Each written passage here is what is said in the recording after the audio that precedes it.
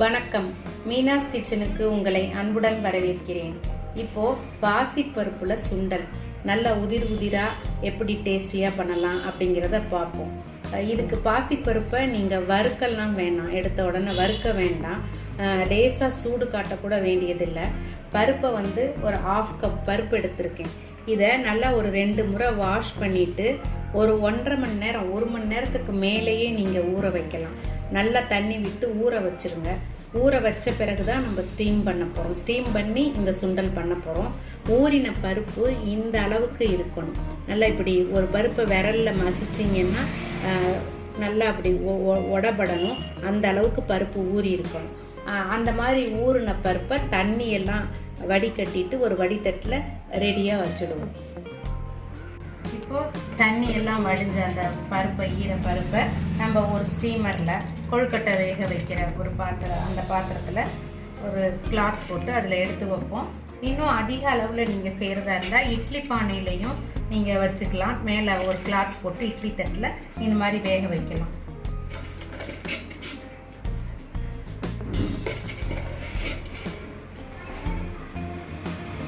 இப்போது ஸ்டீமரில் நல்லா கொதிக்கும் பொழுது நம்ம எடுத்து வச்சிருக்க பாசி பருப்பை இதில் வைப்போம்.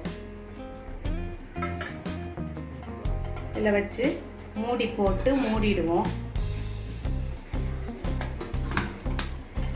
இது நல்லா வேகட்டும். வெந்து வரும் பொழுதே நமக்கு கலர் சேஞ்ச் ஆகிறது, பருப்பு நல்லா சாஃப்ட் ஆகிறதுலாம் தெரியும். அது வரைக்கும் இதை வேக வைக்கலாம். பாருங்க, ஒரு 15 நிமிஷம் இது வேகிறதுக்கு டைம் ஆகும். ஒரு 15 நிமிஷத்தில் மூடியை ரிமூவ் பண்ணிட்டு இப்படி பருப்பை எடுத்து பார்த்தீங்கன்னா நல்ல ஒரு சாஃப்ட்னஸோட பருப்பு கலர் சேஞ்சாக இருக்கும். கையில் நீங்கள் தொட்டு பார்க்கலையே நல்லா சாஃப்டாக இருக்கும் பருப்பு. அப்போ இந்த மாதிரி ஸ்டேஜில் ஸ்டவ்வை ஆஃப் பண்ணிவிட்டு இதிலிருந்து ரிமூவ் பண்ணி நம்ம சுண்டல் தாளிக்கலாம். 15 நிமிஷம் அதுதான் இது வேகிறதுக்கான டைமாக இருக்கும். குவான்டிட்டி அதிகம் வச்சாலும் கூட 5 or 10 மினிட்ஸ்க்குள்ளே ஆகும். நீங்கள் அந்த பதம் பார்த்து நீங்கள் நிறுத்திடலாம் ஸ்டவ்வை. இப்போ ஒரு பேனில் 1 டீஸ்பூன் எண்ணெய் விட்டுருக்கேன். காஞ்ச எண்ணெய், கடுகு, உளுந்தம் பருப்பு,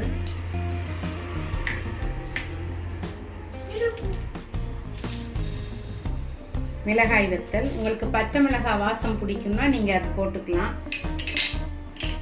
இஞ்சி துருவல்,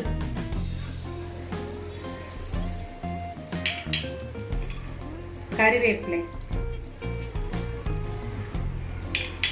இப்போ இதெல்லாம் நல்லா ரோஸ்ட் ஆனோடனே நம்ம எடுத்து வச்சிருக்க பாசிப்பருப்பு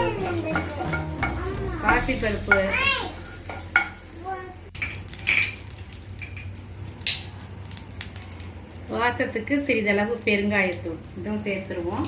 சேர்த்துட்டு இதெல்லாம் நல்லா ரோஸ்ட் ஆகிடட்டும்.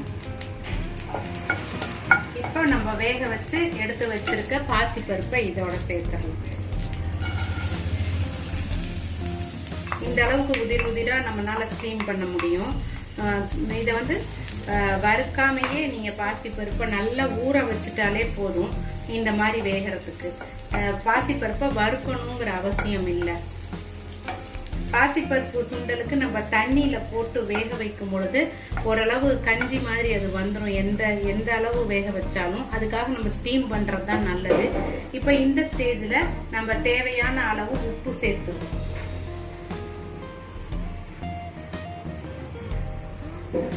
டேபிள் சால்ட் இந்த அளவு இதில் சேர்த்துட்டு இப்போ தேங்காய் பூ.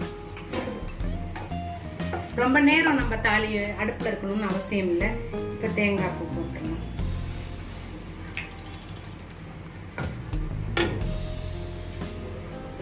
இப்போ வாசத்துக்கு மல்லித்தலை.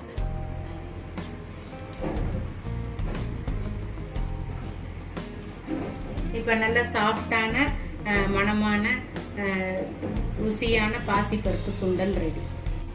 பாருங்க, செய்யறதுக்கு ரொம்பவே ஈஸியான நல்ல டேஸ்டியான வாசமான இந்த சுண்டலை செய்து பாருங்க. ரொம்ப நல்லா இருக்கும். நல்ல நியூட்ரிஷன் வேல்யூ உள்ளது பாசிப்பருப்பு. இதை செய்து குழந்தைகளுக்கு கொடுங்க. பிடிச்சா லைக் பண்ணுங்க, மறக்காம உங்க கமெண்ட்ஸ் கொடுங்க, மறக்காம சப்ஸ்கிரைப் பண்ணுங்க. நன்றி, வணக்கம்.